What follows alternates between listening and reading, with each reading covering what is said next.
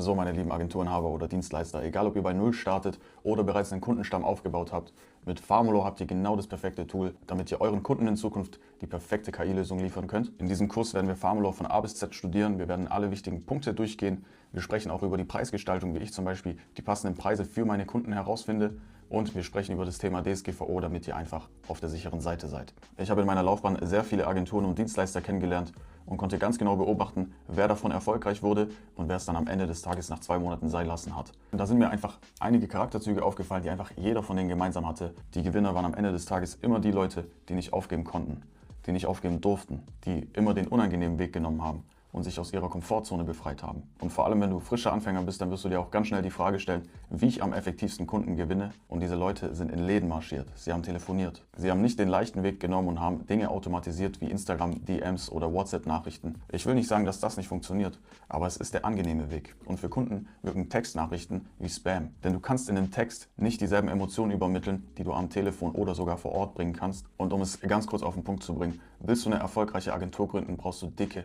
dicke Eier. Ich selber habe schon so gut wie jede Outreach-Methode probiert und kann euch versichern, dass Telefonakquise und Reinmarschieren die absolut effektivste Methode ist. So habe ich zum Beispiel meine allerersten Kunden gewonnen und später läuft dann das Ganze über Weiterempfehlungen, denn wenn du einen guten Assistenten baust, dann spricht sich das in deren Kreisen rum. Ja. Außerdem sind wir nicht nur Techniker, sondern auch Verkäufer und das muss dir klar werden. Viele Agenturen, die ich kennengelernt habe, haben sich leider viel zu sehr mit der Technik beschäftigt und ich kann den Gedankengang verstehen, man möchte sich natürlich erstmal sicher fühlen, bevor man irgendwelche Kunden akquisiert. Auf der anderen Seite müsst ihr aber auch Verkäufer sein und Kunden an Land ziehen. Das Ding in unserem Zeitalter ist einfach, dass wir mit KI jede Woche neue Technik bekommen. Sprich, wenn es eine Agenturformel gibt, dann würde die in meiner Welt so aussehen, dass du erstmal natürlich deinen ersten Assistenten baust, das Dashboard von Farmolo kennenlernst und dich danach direkt an die Kundengewinnung machst. Denn wenn du den Kunden in der Pipeline hast, dann lernst du alles, weil dann musst du es lernen und umsetzen.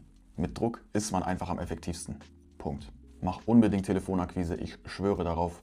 Hol dir deinen ersten Kunden in den Ersttermin, baue den ersten Assistenten vor dem Ersttermin, überzeug den Kunden vor Ort mit deiner Telefonassistenten, die du schon für ihn aufgesetzt hast, und dann verkauft sich das Ganze von selbst. Denn was du mit Farmolo bauen kannst, ist ganz einfach der beste Mitarbeiter, den deine Kunden jemals haben werden. Und mit dieser Haltung gehst du in jedes Gespräch. Ich habe meinen Kunden Dinge versprochen, bei denen ich zu dem Zeitpunkt überhaupt nicht wusste, ob das Ganze funktioniert. Und ich kann darauf schwören und sagen, dass ich bisher jedes Kundenversprechen einhalten konnte. Und ja, das ist meine persönliche Agenturformel.